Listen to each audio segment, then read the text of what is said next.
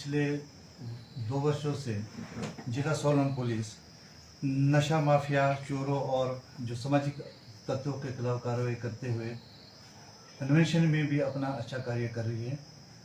और अभी तक हमने जो पुराने जो केसेस थे जो कोर्ट से री इन्वेस्टिगेशन के लिए पुलिस के पास द्वारा जांच के लिए आते हैं, लगभग 30 ऐसे मामले थे जिनका पुलिस ने निपटारा करके वापस कोर्ट को री इन्वेस्टिगेशन करके भेज दिया है। जैसा कि हमारे पास सबसे जो पुराना जो केस है वो वर्ष 1999 का है।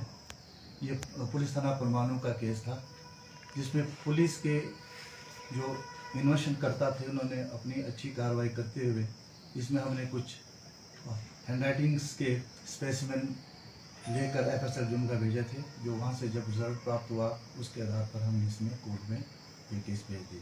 मैं थोड़ी आपकी जानकारी के लिए कुछ बताना चाहूँगा।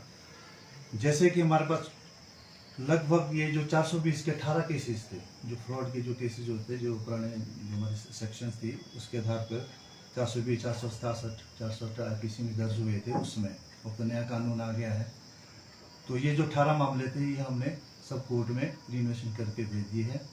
और जो सबसे जो पुराना जो हमारे पास जो मामला था वर्ष 1999 का था, 2001 के थे, 2009 के है, 2011 के हैं, 2020 के, 2021 के। जो 1999 का बताया परमाणु वाला मामला, ये 420 का था, क्या मामला है पूरा? हाँ, ये जो मामला था ये 19/4/2099 को ये पुलिस थाना में ये केस अंडर सेक्शन 420, 467 और 67 आईपीसी में पंजीकृत हुआ था। बेसिकली ये जो मामला था ये कोई आशीष गुप्ता नाम के जो व्यक्ति थे, उनकी कोई अपनी एक इंडस्ट्री थी वहाँ और उसके ये डायरेक्टर थे। इनके साथ 2 और इसमें जो व्यक्ति थे वो भी डायरेक्टर के पद पर ही कार्यरत थे और इनके कुछ कंपनी के आपस में कुछ शेयर थे और कुछ फाइलें गायब थी। तो उस समय पुलिस को कोई ऐसी कोई तथ्य सामने नहीं आए थे कि जिस कारण इसमें चालान बना सका था। और जब ये द्वारा कोर्ट में जो शिकायत करता था वो अपनी शिकायत से सहमत ना था, तो कोर्ट ने वापस ही हमारे को इन्वेस्टिगेशन दिया था। पुलिस द्वारा इसमें द्वारा से इन्वेस्टिगेशन की गई और इनके जो हैंडराइटिंग के जो सैंपल्स थे, स्पेसिमेन थे, वो लेकर एफएसएल जून का भेजे। वहाँ से रिजल्ट आने पर हमने इसमें कोर्ट को वापस भेज दिया। तो ये जो सारे मामले सर 30 के करीब आप बता रहे हैं, तो इनमें सभी मामलों में कोर्ट में चालान पेश नहीं हुआ था पूर्व में? हाँ, पूर्व में ऐसा होता है कि जब भी पुलिस 3 तथ्यों पे इन्वेस्टिगेशन करती है और जिसमें तो हमारे पास एविडेंस होते हैं, वो जो क्लियर कट केसेस होते हैं उसमें हम कोर्ट में केस को हम पीसी करते हैं, इसको पुट इन कोर्ट हम बोलते हैं। कुछ ही केसेस ऐसे होते हैं जिसमें हम खास करके कैंसर करते, कोई ऐसे तथ्य हमारे पास एविडेंस कलेक्ट नहीं हो पाती जिसके आधार पर पुलिस इसमें कैंसर में रिपोर्ट तैयार करती है। लेकिन जब जो शिकायत करता होता है, जब वो कोर्ट में जाता है और वो अपनी इन्वेस्टिगेशन पुलिस द्वारा की इन्वेस्टिगेशन से सहमत नहीं होता है, तो कोर्ट वापस उसको री इन्वेस्टिगेशन के लिए भेजती है। ये सारे जो मामले हैं, ये जो 30 मामले सारे इसी प्रकार के थे जो द्वारा से इसमें पुलिस द्वारा जांच की गई। जांच करने के बाद जो हमारे पास द्वारा जो एविडेंस जो कलेक्ट हुई है उसके आधार पर हमने इसे कोर्ट में भेज दिया। सर कहीं ना कहीं ऐसा नहीं लग रहा है कि उस वक्त इन मामलों की इन्वेस्टिगेशन ठीक नहीं हुई थी और वर्तमान में इन्वेस्टिगेशन ठीक हुई, जो आपने कोर्ट को दोबारा भेज दिया, चालान ये कर दिया, तो कहीं ना कहीं सवाल उस वक्त की जांच पर भी खड़े हो रहे हैं कि शायद ईमानदारी के साथ काम नहीं हुआ होगा। देखिए, ये बात आपकी बिल्कुल कहना सही भी है। और कई बार ऐसा होता है कि जो शिकायतकर्ता जो होता है, अगर पुलिस ने एक अच्छी जांच भी की है और कोई ऐसे एविडेंस प्राप्त नहीं हुआ है मौके से, या कोई साइंटिफिक है या फिजिकल एविडेंस है, फिर भी जो शिकायतकर्ता होता है सहमत नहीं होता है, लेकिन कोर्ट फिर भी द्वारा उस ही इन्वेस्टिगेशन को द्वारा से ही जांच के लिए भेज जाती है। और जो द्वारा फिर पुलिस ये सोच के देखती है कि भी इसमें हमने एविडेंस क्या कलेक्ट करनी है। तो एक एविडेंस हमारी होती है कि एक व्यक्ति होता है जो पर्टिकुलर किस चीज़ को देखता करता है, उसके नकल को वो कोर्ट में मुकर भी जाता है। लेकिन जो फिजिकल एविडेंस जो हमारे एक डॉक्यूमेंट्री एविडेंस होती है वो कभी झूठ नहीं बोलती है।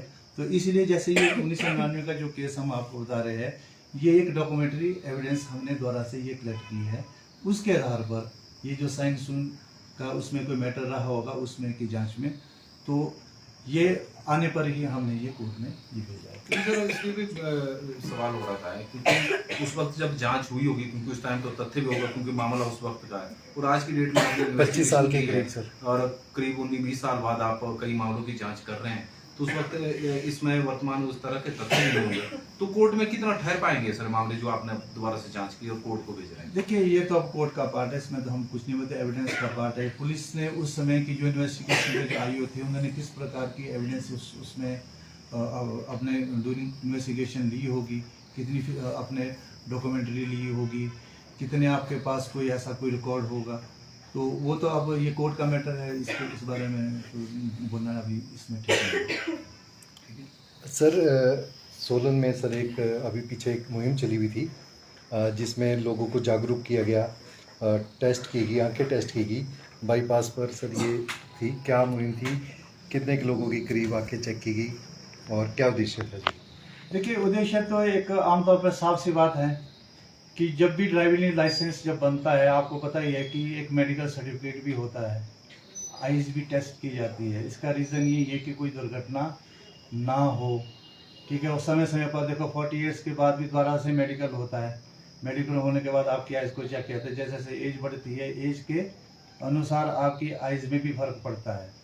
तो हमारा मेन कारण इसका यही था कि दुर्घटना कम से कम हो, ठीक है। अगर किसी की आइज़ में कोई ज़्यादा तकलीफ, ज़्यादा दर्द या ज़्यादा कोई ऐसा रंग के ऊपर ज़्यादा होता है, तो उन चीज़ों को देख के मद्देनजर रखते हुए हमने इनके साथ सीएमओ साहब के साथ अपने साथ में टाई अप करके डॉक्टर बताया था, लोगों को थोड़ा सा बताया गया कि भी आपकी आइज़ थोड़ी वीक है, तो उस पर थोड़ा अपना ध्यान दें। सर इसमें कुछ 8 मामले हाँ, बहुत सारे इसमें जो हमारे जो डीएसपी साहब है जो ट्रैफिक को देखते थे, वे उसमें थे वहाँ पे मौके पे।